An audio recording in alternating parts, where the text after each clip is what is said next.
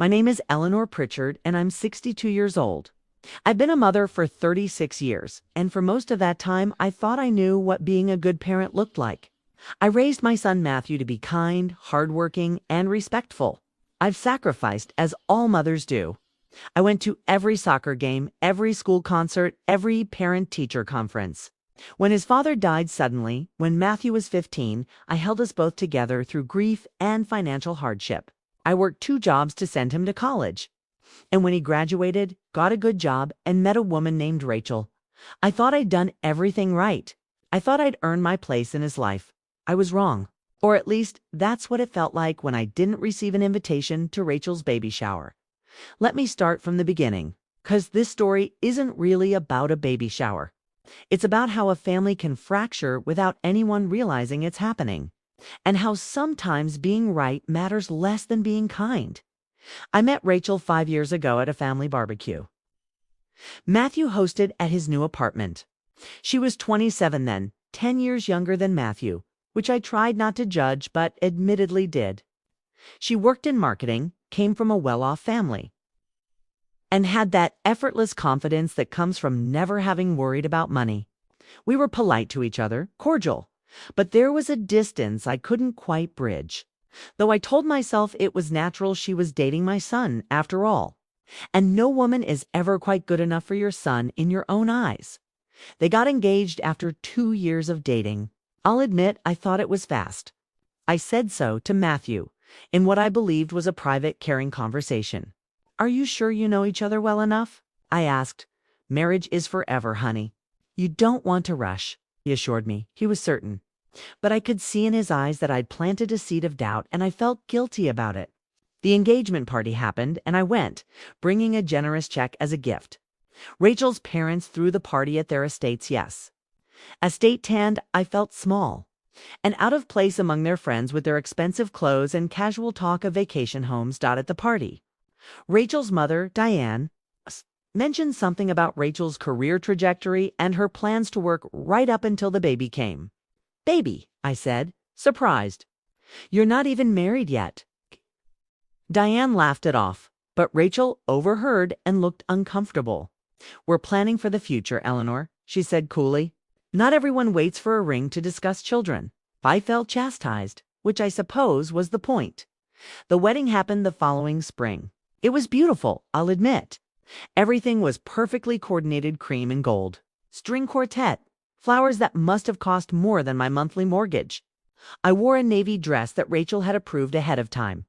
Or rather, that Diane had approved, since Rachel had delegated that task to her mother. I remember feeling like an afterthought at my own son's wedding, sitting at a table with Matthew's distant cousins rather than with immediate family. When I asked Matthew about it later, he said, "Rachel's family is big, Mom. The seating chart was complicated. Please don't make this about you."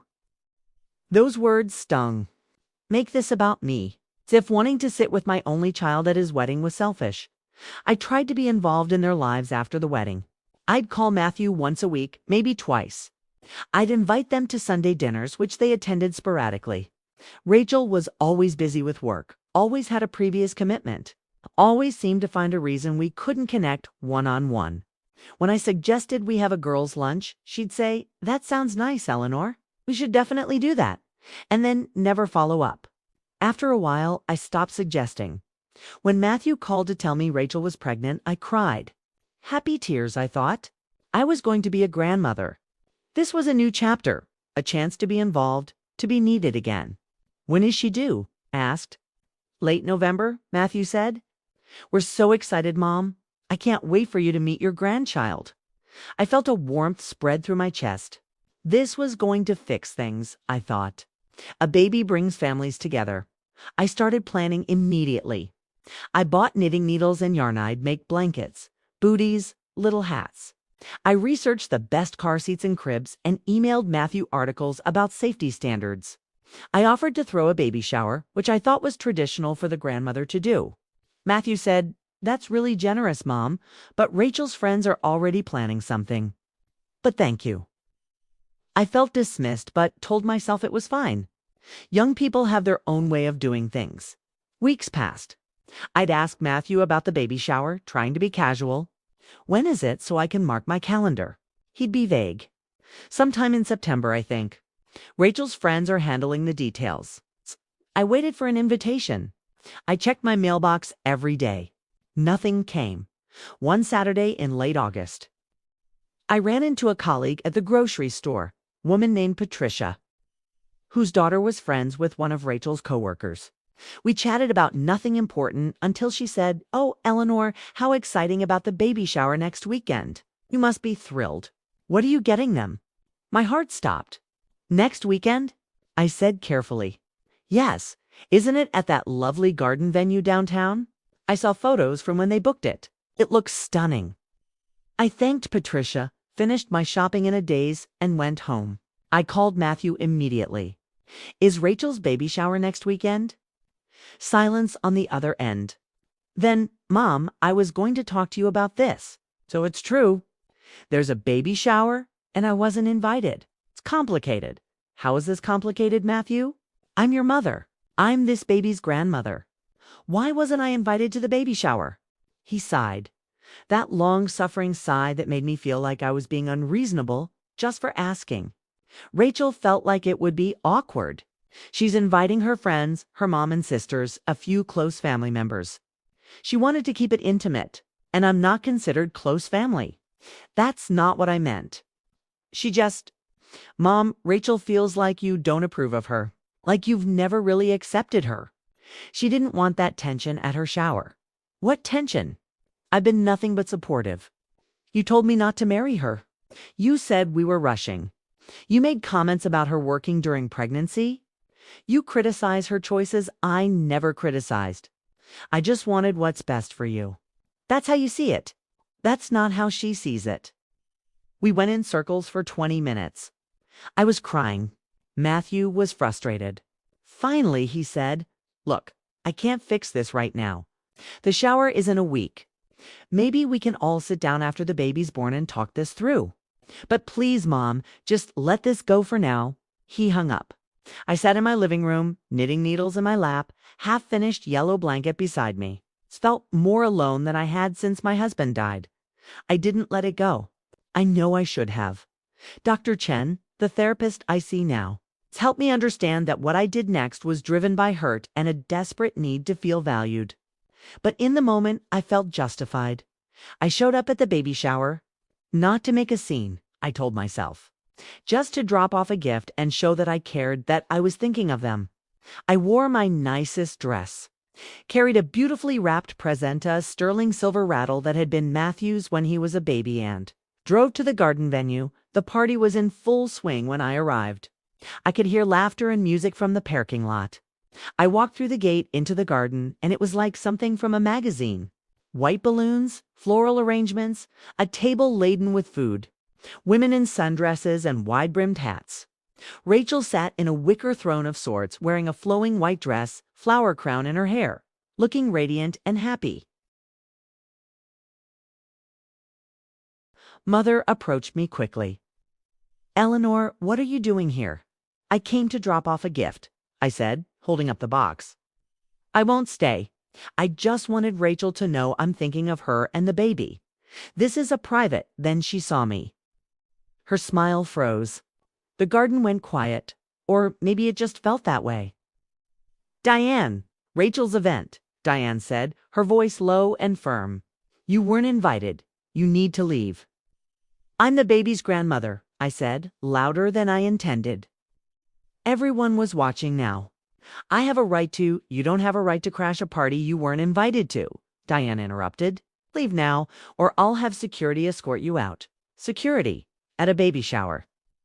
I looked past Diane to Rachel, who was crying now, her friends surrounding her. Matthew appeared from somewhere, his face a mask of horror and anger. "Mom, what are you doing?" "I just wanted to give her a gift," I said, tears streaming down my face now. I just wanted to be included. Matthew took my arm, not gently, and walked me back to my car. "This is exactly why you weren't invited," he said. "'Cause you can't respect boundaries. 'Cause you make everything about you." "Mom, you've embarrassed Rachel. You've embarrassed me." And you've turned what should have been a joyful day into a nightmare. I need you to go home. And I need you to not contact me for a while. I'll call you when I'm ready." He walked away. I sat in my car and sobbed until I couldn't breathe, until my chest hurt and my throat was raw. Then I drove home and sat in the dark for hours, replaying every moment, every word, every choice that had led to this. The next few weeks were the darkest of my life. Matthew didn't call. I sent him texts apologizing, which he didn't respond to. I sent Rachel a long email pouring out my heart, explaining that I never meant to hurt her, that I just wanted to be part of their lives. She responded with one sentence: "Eleanor, I think it's best if we communicate through Matthew from now on." I stopped eating, stopped sleeping well. My friend Linda, who I've known for 30 years, finally came over after I canceled plans with her for the third time. She found me on my couch, unwashed, surrounded by half-knitted baby things. "Eleanor, what happened?" she asked. Told her everything. She listened without interrupting, which I was grateful for, because I needed to say it all out loud, needed someone to witness my pain. When I finished, Linda said quietly, "Eleanor, I love you. You're one of my dearest friends. But you need to hear this. You were wrong. Crashing that shower was wrong, and before that, some of the things you've said and done, they weren't supporting Matthew. They were controlling him." I wasn't trying to control. Intent doesn't matter as much as impact, sweetie. You told him not to marry Rachel. You questioned her choices about working while pregnant. You tried to take over the shower planning without asking what they wanted. Every step, you've communicated to Rachel that you don't trust her, that you don't think she's good enough, that you know better than she does about her own life. I wanted to argue, but the words stuck in my throat. Because deep down, I knew Linda was right. That's when I started seeing Dr. Chen. My doctor recommended her after. I went in complaining of chest pains that turned out to be anxiety. Dr. Chen specializes in family dynamics and life transitions. In our first session, she asked me a simple question: "Why do you think you weren't invited to the shower?" I gave her all my reasons. Rachel doesn't like me. She's trying to cut me out. She's taking Matthew away. Dr. Chen listened, then said, "What if we look at this from Rachel's perspective? A woman who's about to become a mother, who wants to celebrate with people she feels safe and supported by. What might she have experienced from you that made her feel you wouldn't provide that safety?" Spent the next 6 months in therapy, doing the hardest work I've ever done. Harder than raising a child alone. Harder than working 2 jobs, because this work required me to look at myself honestly, to admit that I'd been the problem more often than I'd been the solution. Dr. Chen helped me see patterns I'd never noticed. How I'd made Matthew my entire identity after his father died, which was an enormous burden for a child to carry. How I'd never fully let him grow up and become independent because it meant I became unnecessary. How my advice was often criticism disguised as concern. How my need to be valued had become a need to be central, to be the most important person, to be needed more than anyone else. When Matthew chose Rachel, what did that feel like? Dr. Chen asked in one session. Like I was being replaced, I admitted. "And what did you do with that feeling?" "I tried to. Stopped. I tried to stay important. I tried to remind him that I was still here, still his mother, still the one who knew him best. Even if that meant undermining his choice of partner." I didn't answer, but we both knew. Matthew called 2 weeks before Rachel's due date. I almost didn't answer. I was terrified of what he might say. "Mom," he said, and his voice was careful. "Rachel went into early labor. We're at the hospital. I thought you should know. Is she okay? Is the baby okay? I guess. Everyone's fine. She's got a while to go yet, but I wanted to call. I know it's been months. I know we haven't spoken. But I also know that when this baby is born, I'm going to want my mother here. If you want to be here, of course I want to be there," I said, crying again, but different tears this time. "Matthew, I'm so sorry. I've been going to therapy. I've been working on myself. I've been trying to understand what I did wrong. Mom, we can talk about all of that later. For now, just The baby's coming. Do you want to be here or not? Yes. I'll be there in 20 minutes. I drove to the hospital with shaking hands. I'd prepared for this moment in therapy, how to show up differently, how to support without taking over, how to respect boundaries while still showing love. Dr. Chen had even role-played scenarios with me. But now that it was real, I was terrified I'd mess it up again. Matthew met me in the waiting room. We hugged, and it was awkward at first, but then he held on tighter, and I did too. "Thank you for calling me," I whispered. "You're my mom," he said simply, "and you're about to be a grandmother." I know things have been hard, but Rachel and we want to try. If you're willing to try too, I am. I promise, I am. Rachel labored for another 8 hours. Matthew went back and forth between the delivery room and the waiting area, keeping me updated.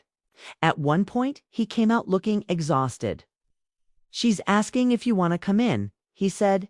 She says she's scared and her mom won't be here for another hour. And she thought, maybe you could be there. I couldn't believe what I was hearing. She wants me in the delivery room. She's willing to try if you are. I went in. Rachel was in pain, sweaty, exhausted, beautiful. She looked at me and said, "I don't want to fight anymore, Eleanor. I'm about to be a mother, and I'm terrified. And I don't want my child growing up in a family full of resentment. Can we start over?" I sat beside her bed and took her hand. "I would like nothing more. And Rachel, I'm sorry. I'm so deeply sorry for everything, for not trusting you. For trying to control things that weren't mine to control, for crashing your shower, for making you feel unsafe. You deserved better from me, and I'm going to spend the rest of my life earning your forgiveness." She squeezed my hand. "Let's just start today, fresh right now." A contraction hit, and she cried out. I held her hand through it, and when it passed, I told her about Matthew's birth, about how scared I'd been, about how nothing prepares you for the moment you meet your child, but somehow you rise to it anyway. We talked between contractions, real conversation, the kind we'd never had before. And slowly something shifted between us. When baby Sophia was born at 3:47 a.m., I was in the room. I watched my son become a father, watched Rachel become a mother, and I held my granddaughter when she was 6 minutes old. "Hi, Sophia," I whispered. "I'm your grandma, Eleanor. I promise to be better for you than I've been for your parents." But they turned out pretty great anyway, so maybe I didn't mess up completely. Matthew laughed through his tears. Rachel smiled at me from the bed, and I felt something I hadn't felt in months. Hope. The months that followed weren't perfect. There were awkward moments, difficult conversations, boundaries that I had to learn to respect. Rachel was firm about things, feeding schedules, visitation times, what kind of advice was welcome and what wasn't. The old Eleanor would have bristled at these boundaries, seen them as rejection. The Eleanor who'd been in therapy understood they were love. They were Rachel protecting her family, and respecting them was how I showed I loved them too. I babysat Sophia every Thursday afternoon while Rachel worked from home and needed quiet. I didn't offer unsolicited advice. When Rachel tried something different from how I'd done things with Matthew, I bit my tongue and said, "That's a great idea." When she asked for my opinion, I gave it gently and always prefaced it with, "This is just what worked for me.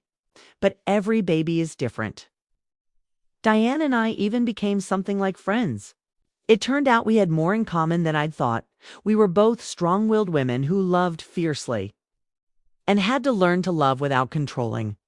We met for coffee one Saturday, and she said, "You know, Eleanor, I didn't like you at first. I thought you were trying to sabotage their relationship." I was, I admitted. Not consciously, but yes. I was threatened by Rachel, by how much Matthew loved her. I did the same thing to my son-in-law, Diane confessed. Nearly wrecked my relationship with my daughter. We're more alike than I wanted to admit. 1 year after the baby shower incident, Rachel invited me to lunch. Just the two of us. We went to a quiet cafe, and after we ordered, she said, "I want to tell you something. When I found out I was pregnant, I was terrified of you being in our lives. I thought you'd undermine me, criticize me, make me feel inadequate as a mother. I probably would have, I said honestly. The person I was then, yes. But the person you've become in the last year, Lana, you've shown up for us in ways I didn't expect. You've respected our boundaries. You've supported without taking over. You've apologized when you've overstepped. And I want you to know that I trust you with Sophia now. That didn't happen overnight. You earned it. Tears filled my eyes. Thank you for giving me the chance to earn it. And Rachel, I want you to know I see now what Matthew saw in you from the beginning. You're strong, you're kind, you're an incredible mother. I'm sorry it took me so long to see it. I wasn't always kind to you either, she said. I could have been more patient, more understanding of how hard it must have been to watch your son choose someone else as his primary family. I'm sorry, too. We cried in that cafe, and then we laughed about crying, and when we left, something had fundamentally shifted between us. We weren't just tolerating each other for Matthew's sake anymore. We were building something real. Today. Sophia is 2 years old. I see her 3 times a week. Rachel calls me for advice now. Real questions about parenting and life. Matthew and I have rebuilt our relationship on a foundation of mutual respect rather than obligation. Rachel announced recently that she's pregnant again this time. When they mentioned a baby shower, Rachel said, I want you to help plan it, Eleanor. If you want to. I would love that, I said. But only if you truly want me involved. This is your celebration. I want you involved, she said firmly. Your family. The baby shower is next month. Diane and I are co-hosting. We're planning it together, checking in with Rachel every step of the way, making sure everything is what she wants. It's strange, planning a shower that I was once excluded from in such a painful way. But it's also healing. It's proof that people can change, that relationships can be repaired. That being excluded doesn't have to be the end of the story if you're willing to do the work. People who know what happens sometimes ask me what I learned. Here's what I tell them. I learned that being a mother to an adult child is completely different from being a mother to a young child. You don't get to control things anymore. You don't get to be the center of their universe. Your job shifts from protecting and guiding to supporting and respecting. And that shift is excruciating if your entire identity is wrapped up in being needed. I learned that when someone sets a boundary, they're not rejecting you, they're protecting themselves. And if you love them, you respect that boundary even when it hurts. I learned that apologizing isn't enough. You have to change. You have to show through consistent action over time that you've heard what they said and you're doing better. I learned that being right matters less than being kind. I was right about a lot of things, right that I'd sacrificed for Matthew. Right that I deserved respect as his mother. Right that I should have been invited to the shower. But being right didn't make anyone happy. Letting go of being right and focusing on being kind.